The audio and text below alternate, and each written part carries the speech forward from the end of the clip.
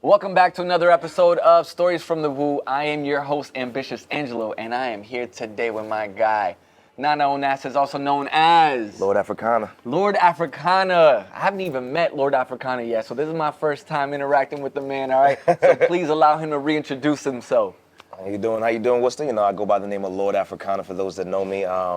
Yeah, I grew up here. It's my backyard. These are my peoples. This is my family. So, you know, pleasure to meet you again and see you again. Yes, sir. And yeah, let's get back to cooking, man. Yeah, man, we got a lot to catch up on. Yeah. First, shout out to Havana Nights once again providing the food, the drinks, the location. If you haven't come down here, stop by. Trust me, you are missing out if you have not, all right? They got great food, ambiance, hospitality, everything. The authenticity of the flavors and culture is right in here, all right? They got stuff from Havana, Cuba, license plates and cigar holders and all that they got specifically from Havana right in here, all right? So make sure you come on by. Do you normally start your day off with coffee, tea? Because you're drinking orange juice. Yeah. I don't know. What's up? I'm usually a water or a juice guy, like, you know what I mean? Because for me, I don't know, like coffee never really did anything for me. Never gave me that extra jump that it gives normal people. But like for me, it's always been, you know, I try to power through a gallon of water a day. Okay. I try to, like, you know, mostly juice if I can at the most, but that's it. I'm simple, man. Okay. So what's your morning routine? Do you like to go to the gym? What do you do? Morning time, usually I wake up, get my daughter ready for school, take my daughter to school, then hit the gym. After the gym, like I usually try to either work on music or work on, you know, a painting, something creative to just get the angst out. Yeah, and that's kind of how I like to start my morning, you know, meditation a little bit if I get the opportunity to. But it's usually about, you know what I mean, spending that time with my daughter, you know what I mean, and then really just, you know, locking in and getting everything organized for my day. Yeah. I love that. Yeah. I love that, man. Well, talking about children, let's talk about your childhood. Let's dive right into it. Nana, where were you born? How did, you know, like, I want to know the whole story. Take me back to day one. Okay, so I was born in Kumasi, Ghana, and then I moved we immigrated to Greensboro, North Carolina when I was like 4 years old. Okay. After moving to Greensboro, my parents had family that were moving to Worcester, Massachusetts, and just, you know, for the reasons that every immigrant moves to Worcester, education, jobs, things like that. And so we ended up moving to Worcester, Massachusetts. And I remember when I first moved to Worcester, I was living in Webster Square. We were living on Stafford Street, and I was going to like Hurd Street School. And, you know, I mean, like, I've been around Worcester for a very long time, so I've lived on like every kind of section of Worcester. I used to live on Liscombe Street, which is like, you know, going towards like off of Belmont Shrewsbury. And I spent most of my time in Lincoln Village on the north side. Went to Burncoat Middle, Burncoat High, went to Worcester Arts Magnet Elementary. You know, I mean, I'm a Worcester kid, so it's like, you know, I loved it. I love growing up here. So you're the first generation that came to America, right? That actually got to go to American schools and culture and stuff like that. What was that like growing up for you and your family, you know, because I know for me, I'm first gen too, so I had to like translate for my mom, you know, bill collector's call, I had to, you know, answer the phone, yeah. She's not here right now, you know, all that. But like, what was that experience like for you as a first gen kid? At first it was tough because, you know, English is my first language. So I had to learn the language off the rip. And I think the process of, you know, I always tell people, like, I learned how to speak English from watching television. So watching cartoons, watching like stuff like PBS, Barney, Doug, you know, all these Rugrats and stuff like that. Like, cartoons taught me English. And in the process, it also taught me like a respect for the written word. And I think between writing and reading a lot when I was a kid, I really got a real stronger grasp on kind of the language, and that is kind of what really separated me from a lot of people, was my ability to jump between cultures and be able to speak Tree but also speak English. And You know what I mean? Because like, you know, when you come from a different country, like you're trying to assimilate. You're Yeah. trying your hardest to not look different from everybody else. And, you know, it wasn't until I got older that I really realized like, man, okay, like maybe I need to stand out, you know what I mean? And not focus so much on trying to fit in. And it definitely became a different type of mission as I got older in terms of like me embracing my culture and how I grew up and the people I grew up with and things like that. So, yeah. Now, at that sheer time that, you know, you're 4 years old, was Worcester, or maybe your school, was that diverse? Like, were you one of the few or one of the many Yeah. in your school? I feel like because of the classes I was taking, I was always one of the few. Like usually I was like one of 3 to 4 black kids in any class. Yeah. And it was interesting for me, like having such a strong accent when I came in. It was interesting to see different people's reactions to how I spoke or how I dressed and things like that. And my mom used to like, the thing about my mom, she used to dress me like a little man. So, you know what I mean? So my shirt be tucked in and I have like this collar shirt on and I'm like, Mom, Mad this is proper. OD proper. And I was like, this is terrible. Like, you know, this is terrible. But in the end, like, you know what I mean? I gained a really beautiful understanding for, you know what I mean, how I stood out and what it meant to stand out and what it meant to be the first to do something or the only person doing something. So, like, I mean, in the beginning it was tough, but after a while I didn't mind at all. Didn't mind at all. And then, was it like, at one point, did you become kind of like a leader? You know, because in the school, there's always tragedies, there's always people coming in to our country and stuff like that. So were you able to be like, you know, give an arm out and help them up, get jump started? Like, I think for me it was always, because I was a very shy kid growing up. So like the writing and getting into music is what kind of pulled me out of that shyness and being able to talk to people. So when I realized that I had the talent for music and had the ability to rap and things like that, it made it a lot easier for me to be, you know, me personable with people. Because in the beginning, like it's really hard to find commonalities with people you don't know or people that you don't understand. So, you know what I mean? So I found myself really being, you know, I kept to myself, kept to me and my siblings, and we were just like, you know what I mean, would always stay around each other. And then when my sisters moved to Ghana, it kind of became a thing where I was just like, oh, now I'm by myself. Now I'm on my own and I got to figure this out. So that experience, that moment, that time frame is what made me very independent and very like dependable on self and figuring out, okay, what is my offering to the situation? What is my offering to the culture, and the people around me?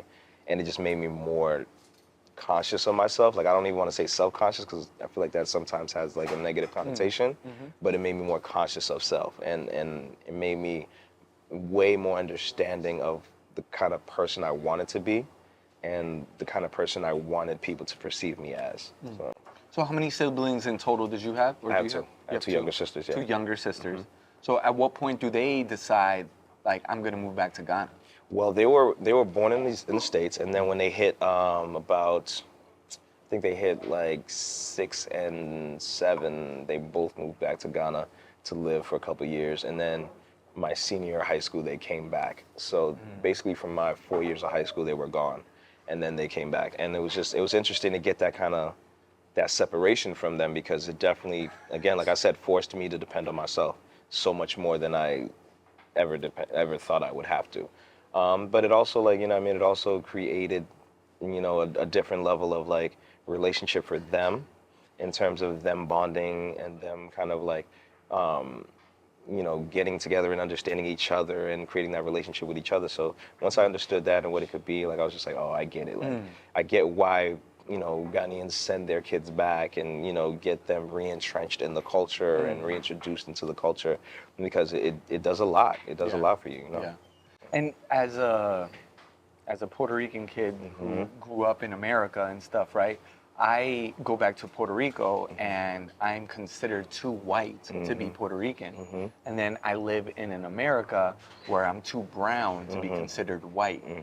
Does that happen as Always. well with your Always. culture and going back home and stuff? Always. Like for me, like I haven't had the pleasure of going back to Ghana because for me, I came to the country illegally. So when I came into the country illegally, I had to, I was never given like a social security number and a passport and all that stuff. So I was never able to travel back freely. But I was granted, you know, a couple years ago, I was granted DACA.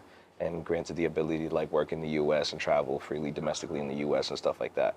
Okay. So like I've never, since I was a kid, I haven't been back to Ghana, and it's been like really tough because for me, you know, I got grandparents that died. I have aunts and uncles and cousins that have died. I have people that are cousins that I've never met, and it's tough to feel sometimes attached to the culture when, you know, you're so far away. Yeah. But growing up in Worcester made it incredibly unique because this is one of the few places where being Ghanaian is actually very conducive because, you know what I mean, we have such a large Ghanaian population here. So it's like it's one of the few places I could have grown up and still maintain the culture. And I think that's what was beautiful for me, was being able to grow up here because, yeah, like you run into that situation where if you go to Ghana, if I go to Ghana right now, I'm too American. But if I'm here, I'm very much Ghanaian, you know what I mean? So it's interesting growing up here, but also, you know, I mean, I'm always interested to see what happens when I go back. You know, so, yeah. And I think that that's one part that people don't really take into account many times, right? When people are saying that they want to come to America or they immigrate to America, like they're leaving a whole culture behind, they're leaving family behind, they're leaving everything that they've known, you know, and even a piece of their identity behind because you now are put into this other world where you don't speak the language, you might not eat the food or the seasonings or, you know, things like that. And then you can't even turn around to go back, you know? And that's, I think, where people, you know, that whole go back to where you came from type of thing, you know, when people... I would love to if I could. Yeah, right. you know, and that's a sacrifice that a lot of people make. And, you know, here in the city of Worcester, we're so diverse. We have so many cultures. We have so many countries represented here in the city of Worcester, you know, but everyone has a different battle. Everyone has a different story. Everyone has a different fight that, you know, they have to live through because if it's not externally where people, you know, maybe in school or like, hey, you don't look like me, or hey, you don't wear the same clothes as me, or hey, your food doesn't taste like mine, right? Or it's something internal where we're feeling some type of way, where we're feeling like we have an imposter syndrome or we're trying to assimilate, you know, or that. So if it's from the external or the internal, the immigrant struggle is real. But that's what I love about Worcester. I feel like Worcester is one of the few places where, again, like you can be completely yourself. Like, you know what I mean? Like it's one of the only places I think I could have grown up and I can turn around and be like, listen, as a Ghanaian here, I know how to eat fufu, but I also know how to like dance bachata. You know what I mean? Like I can eat like arroz con pollo, or I can sit down and eat like wache. Like it's one of the few cities where I can really kind of like fluidly move between cultures. And you know what I mean? And I think that's the beauty of Worcester is like, it's like we're all right next to each other. So, you know what I mean? Like it's also the only place that I know, like I'm also gonna go down on St. Patty's Day and go to an Irish bar and you know what I mean? And have an Irish car bomb. Like, so it's like, that's what I love about Worcester and that's why I love being here because it's like, I can comfortably move in a way that I feel like in other cities, it doesn't feel as comfortable or as fluid to move between cultures. So, yeah. Well, don't go anywhere. We'll be right back. All right. Here's a word from one of our sponsors, and we're going to get into the musical career of the 3-time nominated artist, Lord Afrixana. All right. We'll be right back. All right. I'd like to share a little bit about RMG.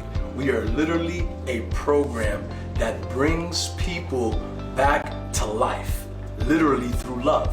RMG is a program that takes care of their clients with 360 degrees healthcare.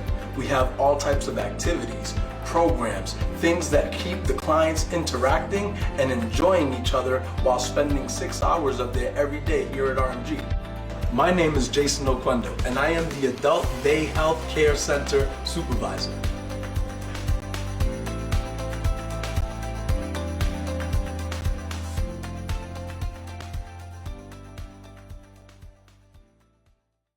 All right, guys, and we're back with my favorite part of our series, Time to Eat. So, Chef Kev, come on, what do you got for us today? All right, a little snack for you. So these are our plantain cups. So we take our savory green plantains, we smash them into a cup form, we fry them, and then we fill them with your choice of meats. You got the trio, that's our camarone enchilado, lechon asado, and ropa vieja, and over there we just got the straight ropa vieja. Enjoy, guys. Thank you For so our much. non-Spanish speaking viewers, let them know what. Yeah, so camarón enchilado is it's stewed shrimp essentially in like a sofrito tomato-based broth stewing liquid. The lechon asado is roast pork shoulder that has mojo onion, so garlic and sour orange and onion and all that. And then the ropa vieja, similar to the shrimp, is in a Creole stew, sofrito with the shredded beef. Perfect. Awesome. Chef Kev, thank you so much. Enjoy, guys. Appreciate it. All right, Lord Africana, I hope you brought an appetite, brother. Always, 'cause always, These are man. awesome, okay? These are some of my favorite apps here at Havana Nights. Especially the shrimp one, bro. You know what? I'm gonna let you try that shrimp one because I got something special coming for lunch. All right, so, all right. First I got to dip into this young beef. yeah, right? yeah. And correct me if I'm wrong, Yeah. but plantain is also Of big course. in your culture Yeah, as well, of course, right? Of course. So I'm gonna do this by hand. I'm gonna be real African with Go ahead, bro. You know what? it. Real African with it. Yeah, pop the grill out. Yeah, it's good. Yeah, it's good.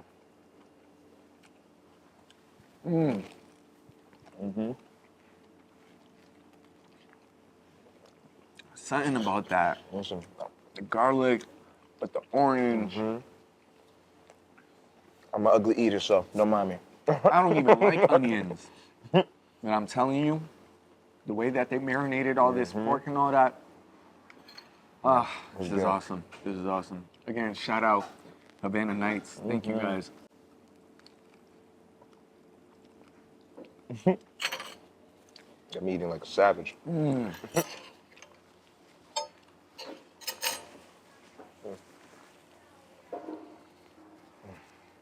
Oh yeah, that's the good stuff right there.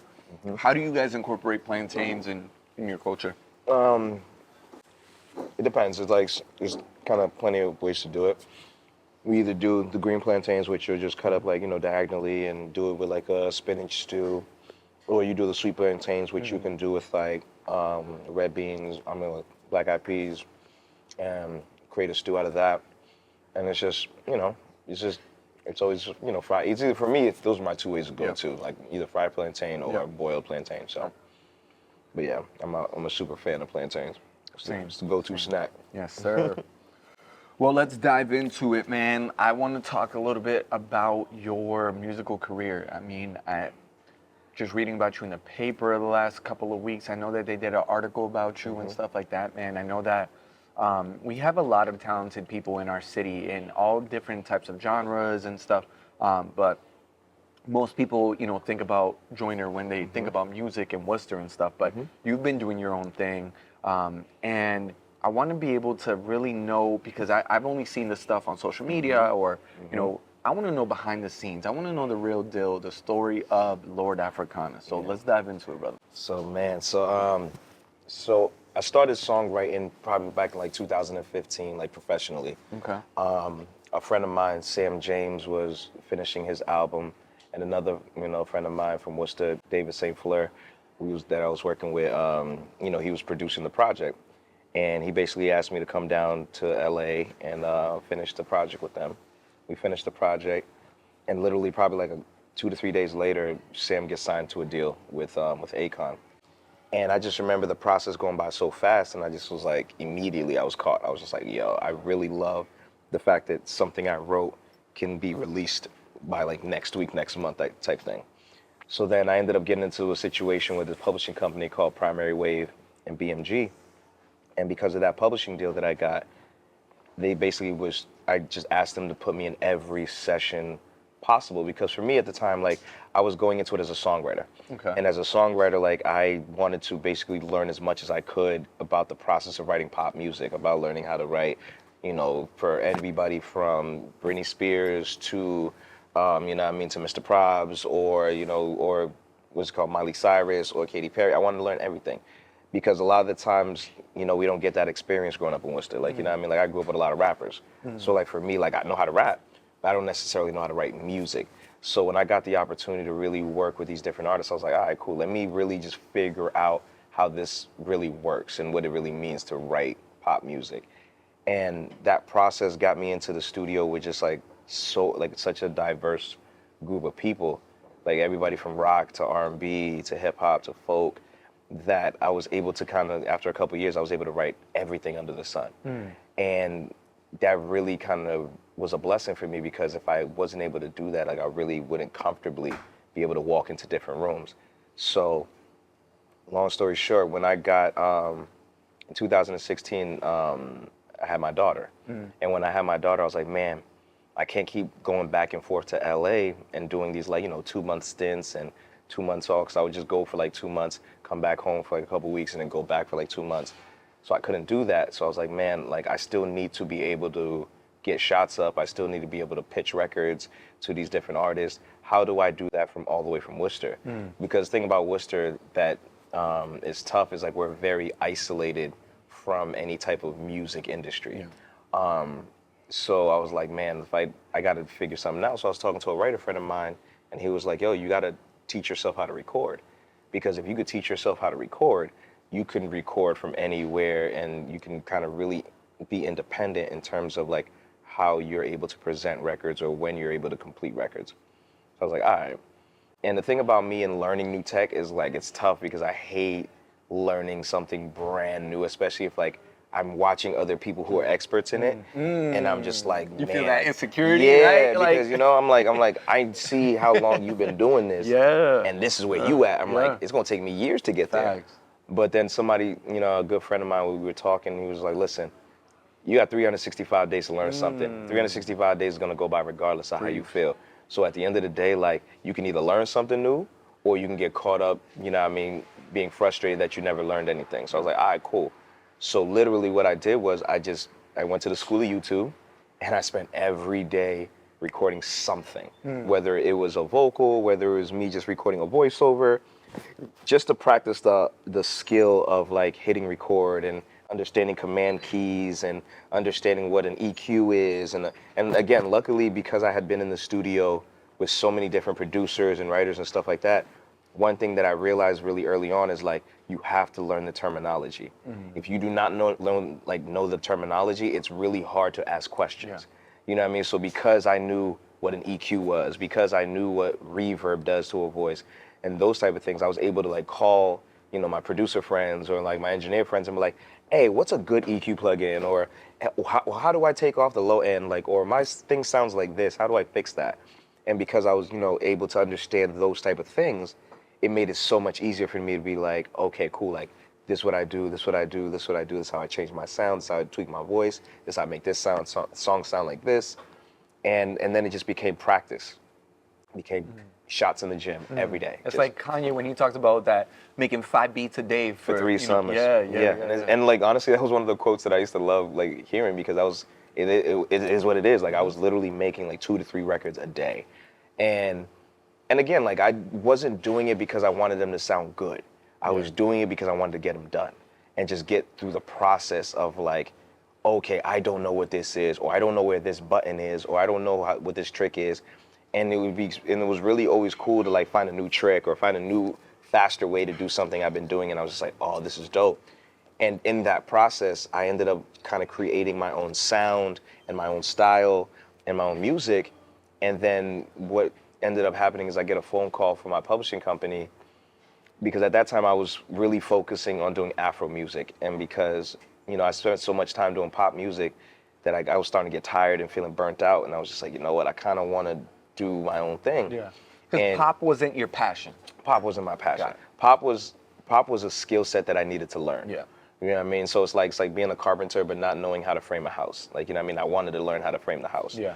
So once I learned how to do that, I was just like, all right, cool. How do I apply this to something that I actually like, whether that's hip hop or R&B or Afro? And when I was watching different Afro artists kind of get bigger and bigger, I was like, you know what? Let me take my hand at this and see how I can apply these skill sets that I learned to this. And it just really I just got really involved in it. I got really deep in it, and I really started getting a chance to tell my stories, because when you're a songwriter, you're telling the artist's stories. You're telling, you're trying to write a good song for the artist, not necessarily for you. But when you're the artist, you're trying to write your stories in your voice, so it was really different for me. So once I got that under my belt, I was like, all right, cool, let me really lean into this bag. And I just started recording all these Afro records. And probably like 2 years into that process, I get a phone call from my publishing company, and they're like, "Hey, do you have any Afro records?" And I'm just like, "Yeah, I got do." about 2 years. Yeah, like, you know what I mean? I got a crazy folder full of Afro records. So when I got that folder, I was just like, "Okay, amazing." And then I sent it to them. And once I sent it to them, they hit me back probably like a couple months later. Like, I didn't hear from them right away. And like 6 months later, I hear from them, and it's just like, "Oh, can you be in LA on Thursday?" And I was just like, "For what?" And they're like, "Can you?" And I was like, "Yeah." And then I get a phone call Wednesday, and they're like, "All right, cool. We need you to fly out at this time. Da da da. You got a session with for Beyonce's camp.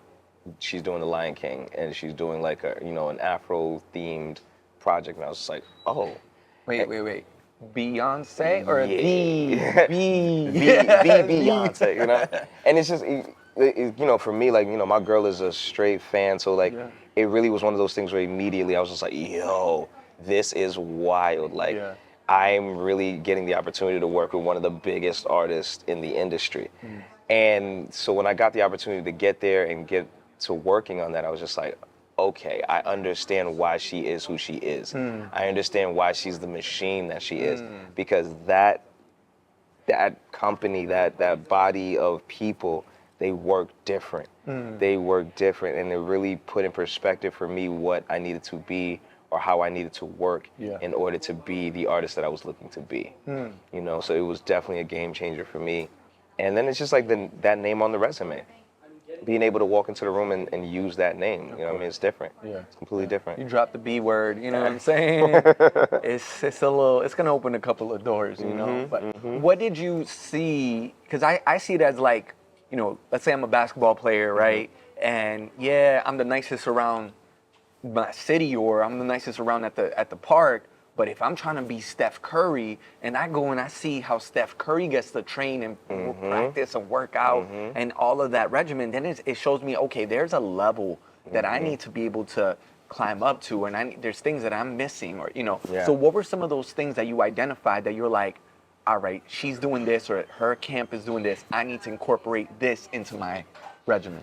I think the cohesion of just like a full body of work, like not just writing a song because you like the song, not just writing a song because it sounds cool, but creating a full body of work, making sure that this song makes sense to this song and that song makes sense to that song.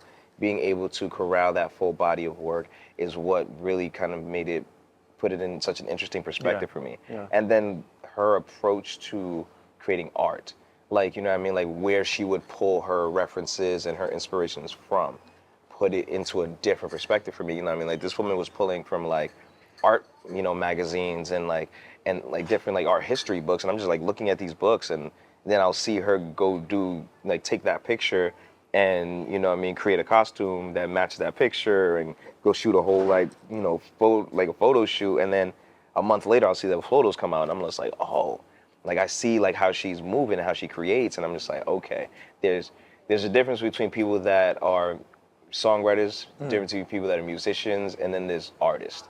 And then for me, like, I really got to see myself go from songwriter, musician to artist. And like, I feel like I was always an artist, but now she gave me a lens to kind of see my own artwork and interpret it and create it in a different way. So that's fire, bro. Thank you. That's fire. Thank you. So out of that collaboration, that's where you received 3 Grammy nominations for the Lion King soundtrack. Yeah. Oh my God. That's the crazy thing, is like to wake up and be like, yo, I'm Grammy nominated. You know what I mean? Like, it's like I'm from Worcester. Like, you know what I mean? And that's the other thing too, is like you were saying, like when you get into those rooms, like everybody in those rooms is a big fish. Yeah. You know what I mean? Everybody in those rooms is a big fish. So when you get the opportunity to really swim with the sharks and then be comfortable enough to swim with the sharks that you end up becoming one of the sharks, nothing like that. Nothing like that. That's awesome, brother. That's awesome. I love that. Thank you. And, I've lived in LA, so I know what that's like out there, where everybody's a somebody, and, everybody's friends with Drake and this, So it's, but you get to also see behind the scenes, like there's, writers are so important to the game, because at the end of the day, like, we in hip hop, we have the whole Drake and ghostwriting, all of that type of stuff, man. But not, and we were just listening to the Jay-Z the Black album, right? He's talking to his engineer, and he's like, bro, he's like, I'm really getting, like, I'm blessing you because I do this in one take. Like, usually you got to punch people in, you know what I'm saying? But Jay is such a rare specimen that he does his on one take. It's off the, you know what I'm saying? So it's like, you get to these elite levels and you get to see that, one, Jay's not in the room by himself. Jay has a whole team. Yeah, maybe people aren't writing for him. People aren't, you know, whatever, giving him the bars and stuff. But he's not producing for himself. He's not recording himself. He's not mastering himself. He's not marketing himself. He doesn't have, like, even just getting his meals and his logistics. Like, there's a whole team behind people, behind movements where you get to be able to focus on your art and you get to be able to work with the best people that are out there that might not even have a name. You know what I'm saying? Like a Kanye West. Before Kanye was Kanye, like, if it wasn't for Rockefeller and these people be able to giving him the opportunity, like, imagine if we were like, no, listen, if you don't write it, if you don't produce it, if you don't master it, if you don't, bro, that takes away from other people than being able to not just eat, but be able to showcase their art, you know, 100%. because even in video work, like, there's people who are really good at lighting. There's people who are really good at coloring. There's people who are good at editing. But at the end of the day, we need the whole team to be able to put out the best product possible. Yeah. I think that's one of the biggest lessons I've learned lately is to get out of other people's way. Because a lot of the times, like, you don't realize, like, God gave that person a dream too. Like, you know what I mean? So it's like, if I can't sit here and be like, oh, I'm going to produce all my stuff, I'm going to write all my stuff. Like, yeah, it sounds good. But, like, when you really get into it, you realize, like, man, like, there's a reason why that person has been producing since they were, like, 15. There's a reason why this person been shooting videos since they were, like, 17, because they have a genuine God-given love for it. So it's like, I'm trying to, I got over the whole feeling of feeling like I have to do everything.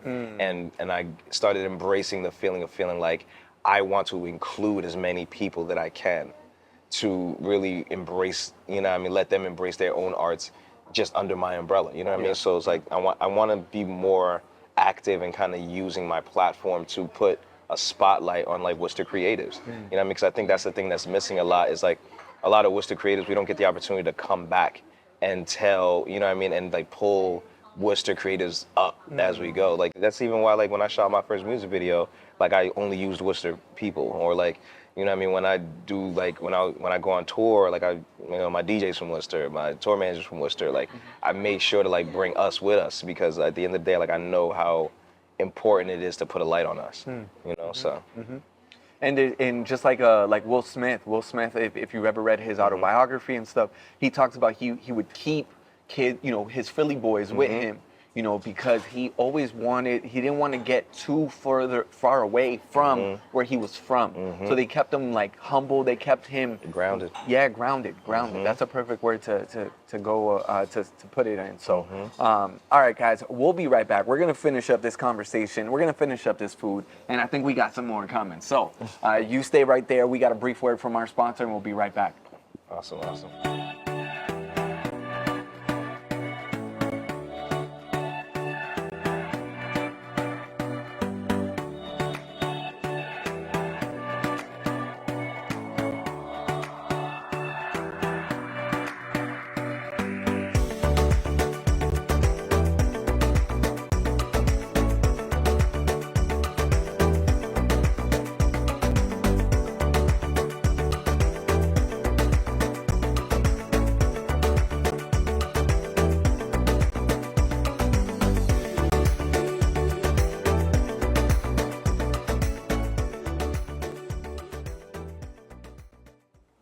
My second favorite part is coming right up. We are gonna have lunch here at Havana Nights. Chef Kev, what do you got for us today, brother? Yes, sir. Right.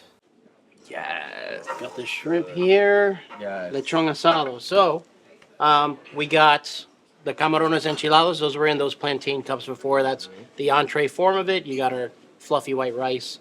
Plátano maduros. Those are the sweet plantains that we fry, and they're nice and sweet and delicious. Right here, we have the lechon asado. So that's the roast pork again with the mojo garlic marinade. This is yuca, so that's boiled yuca. You see it in many, many Caribbean and African cultures. It's like one of my favorite foods. And then we put that mojo on top of it. So that's red onion, garlic, Seville orange juice. That's like the essence of Cuban food.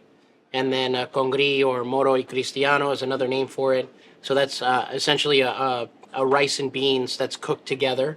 There's bacon in there, green peppers, onions. We make that rice with lard. It's like out of control. Yeah, it's really good. There you go. That's Yeah. one of my favorites right here. Awesome, guys. We're Well, gonna dive in. Thank you so much. Chef. enjoy. Appreciate Thank you. Thank All you right. so much. All right. Let's get into this, Yeah. man. This is my favorite part when I get to eat, especially this kind of food. All right, you don't find this any day, all day, everywhere. You know what I'm saying? Especially out here. Got to test the yuca fresh. That's it. These spices, bro. I'm telling you. Yeah, that's it. If you're not a seafood fan, you don't even like seafood, I'm telling you, this right here, you're gonna think it's chicken, because it don't even taste like shrimp. The seasonings are so rich, so flavorful, man. Yeah, great job. Yeah. Shout out to the chefs in the back. It was actually one of my favorite dishes when I lived in Miami, and this is how I found out I was allergic to shrimp. Really? Wait, so you're allergic to shrimp? You know, allergies come and go, they say every 7 years or something. But Yeah, your body changes. I developed an allergy when I was like 12 years old or something, but I ate it my whole life, Interesting. living in Miami. So one day I ate this, and then I just started breaking out in hives and throwing up, and then that opened up another chapter for like 7 years, and then little by little, I've just been, you know what, let me try a little bit more, but yeah, not too bad nowadays. See, I'm thankful because I'm like, I don't have no allergies, but I'm like, you never know, because you might mess around. That's right. Like You get 35 one older. day, 40 years older. Eat something that does not agree with you at all. But this is good right here. I'm like struggling to stop eating. I know, me too. But, Okay. all right, we'll take a break. Whew. I can't wait to jump into this, but let's wrap up, man. I know that, you know, we were just having a conversation about our times in LA and, you know, the hardships that we had to endure.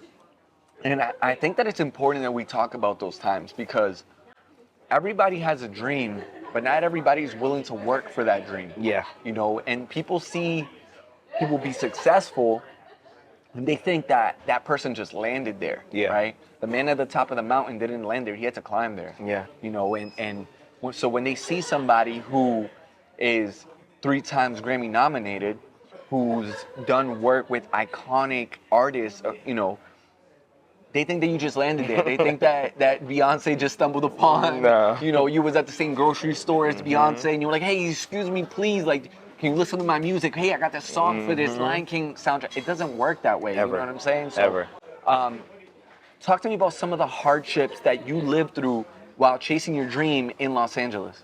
Man, LA's always an interesting city and an interesting story for me, because LA was the first time I was like homeless in a city. You know what I mean? Like, and it's such a crazy feeling, being in LA and like chasing your dream, and like, you know, somebody telling you like, oh, you just need to keep pushing and do this and do this. And then I remember just sitting down in LA one day, and I was at a train station, and, you know, I was going to try and crash at a friend of mine's house, and they were like, hey, you can't sleep here tonight. And I was just like, I don't know where I'm going, but I ended up sleeping in the train station. And I just remember the feeling of being like, man, how bad do you want it? Because I'm a firm believer that like every bad thing is a penny in the piggy bank, right?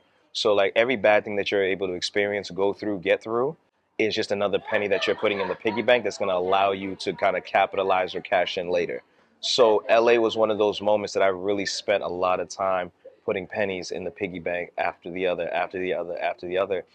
And it was tough because I remember there would be times when, like, you know what I mean, I didn't have no money, and like I would just buy bags of oranges from the grocery store or buy like a gallon of water, and I was literally eating like half a bag of oranges a day. And I would eat like 2 oranges for breakfast and like 3 oranges for lunch.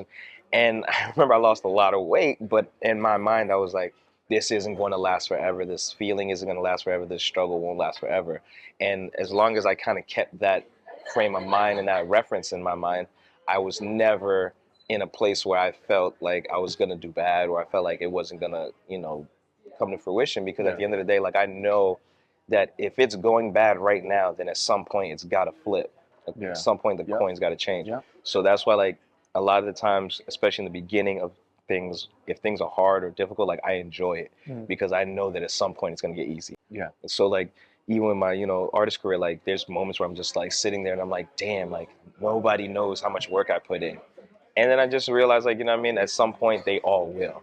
And when they do, like, I'm going to look back on this and be like, okay, cool. That's right. You know what I mean? So that's why I'm like, LA is probably one of the most beautiful experiences I've ever had. It's also one of the hardest experiences I've ever had because LA is one of the few cities that I can say, like, it's a big ass movie set. Yeah, It's a yeah, massive yeah. movie set. And that, I love the way you put that movie set because in LA is also magic. Like I remember one of my days, I was homeless as well, living out of my car and stuff, living in Los Angeles. And I remember it was one of those hard, tough days, weeks, and I was just like, bro, I'm in La La Land. I'm in Hollywood. There's palm This is where trees. magic happens. Yeah. This is where dreams come to be true. Like somebody got to make my dream come true here, fam. Yeah. And that day, my dream was to just sleep in a bed, bro. Yep. Just to sleep in a bed. Like I remember waking up. I was sleeping in the Planet Fitness parking lot. Yeah. And I remember, security guards coming around, wake everybody up at 6 o'clock or whatever. But I remember going in and taking a shower at Planet Fitness after I worked out and just asking God, I read about these stories in the Bible and stuff, and you sending manna to people and you parting Red Seas, like, yo, Where's my blessing at? I just need a bed. Yeah, I just need to I sleep just need somewhere. a bed, fam. Like, Yeah. I just want to lay down and I just want to, you know what I'm saying? Like, I'm tired of being crunched up in the front seat or the back seat, and crazy story, but shortly through a weird series of events, I ended up meeting Famous Dex's little brother at a store. He was about to go shoot a video for Famous Dex. He invites me. We have similar stories of coming out here, living in a car and all that. And then that same night, I'm at Chris Brown's house. Like, you know what I'm saying? Yeah, And then, that's LA. then I become Famous Dex's videographer and I'm everywhere with him. But true, I slept in a bed that one night. You know what I'm saying? So it's a short story, but it's That's LA. Yeah. LA is one of those few places where it's just like I remember I'd be chilling and that's what I loved about LA because it's the one of the few places you can get a phone call today at like 4 o'clock in the afternoon, like, hey, this writer dropped out of a recession, can you pull up? And you'll pull up and it's like Nicki Minaj is right here or Jason Derulo's right here. And you're just like, oh, like, how did I get here? Like, it's literally because you're available and you're in the city. So it's like, that's why it's like, man, if I'm young, if I tell anybody, if you're 18 to like 25, move to LA. If you're chasing that, if you're chasing to be a film director, if you're chasing to be an artist, like, just go, just to feel it, just to understand what it means. Because at the end of the day, like, you'll realize two things: it's either you're built for it or you're not. And I'd rather you find that out early. You know what I mean? So it's like, that's why I always say, like, get out of your city, get out of your comfort zone, go somewhere that nobody knows you, go somewhere that nobody, you know what I mean, can bless you and figure it out and see if you're built for it. You Because definitely need to have no safety net, and that's where you really know what you're built of and what you need And there's no in order plan to B. make it to the next level. I feel like I was a big fish in a small pond until I got into that you big. became a shark. Yeah, and then I had to learn, okay, sharks work out 5 days out the week. Sharks do this. Sharks are practicing. They're going to writers groups. They're improv groups. They're practicing. They're taking workshops. Like We're like, they're oh snap, we investing. don't. And the other thing that I realized in LA was like, when I really saw like productive people, right? I was like, wait a minute. So this person doesn't drink at every party they go to, or this person doesn't, smoke this at every party they go to. And I'm just like looking at the people like, you'll see the artist and you'll see their friends, and you'll realize the entourage is the one drinking all the bottles, and the entourage is the one smoking all the weed, and the entourage is the one doing all. And you realize like the artist is actually sitting there in the back drinking water. Yeah. And I'm like, oh, okay, I'm sitting here doing this terribly wrong. like I'm getting too caught, and that's what the people mean by getting caught up in like kind of like everything else, because you'll really realize like really quickly, like it's really hard to be that productive and that, that committed to the work ethic with other things that are kind of like slowing you down. Yeah. So, you know what I mean? So I learned very early on, like, I limit the things that'll take my time. Whether that's women, whether that's booze, whether that's drugs, whatever that may be, limit the time that I spend with those things and maximize the time that I spend with the things that are going to change my life or make me, wealthy. Right. So that's right, man. My mentality when I was living in Los Angeles, no distractions. Yeah. No distractions. There's time for that, other times It'll and come. places. And actually, like, being around people like Famous Dex and stuff, that was one of the things that they respected the most. Like, what do you mean you're not here for this Yeah. free women or drugs or whatever? Like, you're not here for that? Like, that don't suffice? I'm like, no, bro, I'm here to make my dreams come true. Yeah. You think I left my family, my everything behind, everything I known behind, and sleeping in cars and struggling and hungry and lonely and all that, so that I could just come and smoke weed with you? Like, yeah. No, Like, I did man. not travel this far to just go weed with you. I didn't come this far to just come this far, man. Where you going? Yeah, and I learned very early, like, I learned I was built for it. Mm. You know what I mean? Like, because I was just, like, obsessive. And I think that's what changed everything for me, is, like, being comfortable with being obsessive. Like, I remember I would spend, like, 16, 17 hours in the studio. And like, thankfully, you know what I mean? Like, you know, going down there with my friend David and, like, really just understanding, you know, because he's a Worcester kid.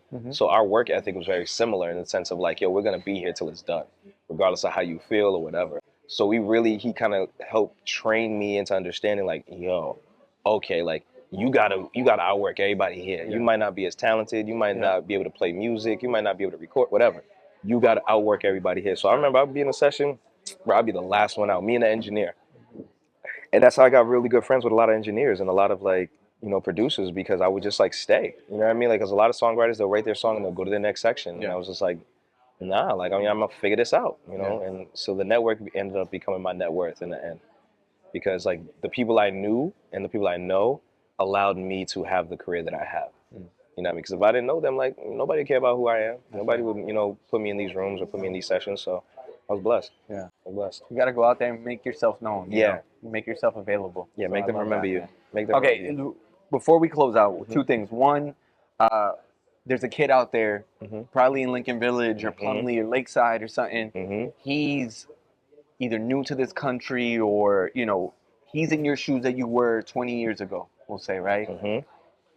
What do you say to that kid who is looking up to us, right? That thinks that he has to go to LA, or he thinks that he has to go to these places, or, you know, he has some potential and he wants to make these dreams into reality. Maybe it's not necessarily music or sports or, you know, entertainment, whatever, but he's got a dream and he wants to make it come true, man. What do you say to that kid right now? Be obsessive. Be obsessive. Like, again, at the end of the day, like, your whole life can change in a year, your whole life can change in 2. Like, you have to be obsessive. And I feel like a lot of the times we have dreams and we, you know, we halfway chase them. You know what I mean? Like, some days we want to do it, some days we don't, some days we just want to chill. Nah, you literally have to do it every single day. And if you become obsessive in that nature, your life will change completely, because you'll always have time to be lazy. You have your whole life to be lazy. If somebody told you all you had to do was to go to prison, if somebody said go to prison for 3 years and you'll come out a multimillionaire, you wouldn't even think twice. You wouldn't think twice. If somebody said you gotta go to prison for 3 years, just be locked down for 3 years, but when you come out, there's gonna be 60 million in your bank account. You're not gonna ask twice. So for me, like I say, be obsessive, meaning, like, lock yourself down. Sit in your talent, sit in your gift, and create and work at it and sharpen that iron, because you're gonna look up and there'll be 60 million in your account. And that's what I've always learned, and that's what I've always been taught. Is, like, be obsessive, because the minute you stop chasing it, somebody's gonna pass you. Somebody's gonna pass you. So yeah, that's always gonna be my advice. I love that. Yeah. I love that, man. By the way, this meal is on Nana, apparently. He's done a lot of work. I think he was looking up, and the 60 mils coming. Is there? What, we close? We get there. So what's next for you, brother? Talk to me about what you've been working on, what you got going on next. Okay. What's next for Lord Afrixana? Recently, I just dropped my first EP with my major label, Warner Brothers and Protect the Culture, called Ghana Must Go. 4-song EP. I'm looking to drop the LP, you know, sometime next year, and I'm just gonna be dropping a lot of content. I'm trying to get really ingratiated in the content space and kind of, like, you know what I mean, find my voice in that arena and in that space. So it's gonna be fun. People are gonna get a lot more music from me, a lot more content from me. But, you know, follow me on every social media that you can. Lord Afrixana, LORDAFRIXANA, and, you know what I mean, talk to me, I talk back. Boom. You know, There it is. always. Guys, this is Stories from the Woo. We're telling stories of individuals from our city, because our city's not just the buildings and the restaurants and all of that, man. it's the people who make this city. And to be able to tell your story, man, it's an honor to have this on this platform, brother. Thank you, man. I Thank can't you. wait to continue to see your Yeah. growth. You know, our stories have intertwined in certain ways throughout the last couple of years and everything, man. But I'm really honored to be able to have you come here, share your story, and to see the lives that are impacted. You know, in 20 years from now, somebody will be on an interview and say, yo, there was this one time I was on scrolling through Facebook or on Instagram and stuff, and I saw this guy and he was dressed up, man. Yeah. He inspired me. He represented me. He looked like me. He sounded like me. He went through the same issues that I went through and stuff like that. So I can't wait to see the fruit of the seeds that you're planting today. Amen. Thank you, brother. I appreciate it. And thank you You for know, putting the spotlight on Yes, us. sir. You know what I mean? This is Stories from the Woo here at Havana Nights. I am your host, Ambitious Angelo. It is my man, Lord Afrixana. Make sure you follow him, check out all his music and everything that he's up to on his social media, all right? Yes, sir. Catch you guys next time.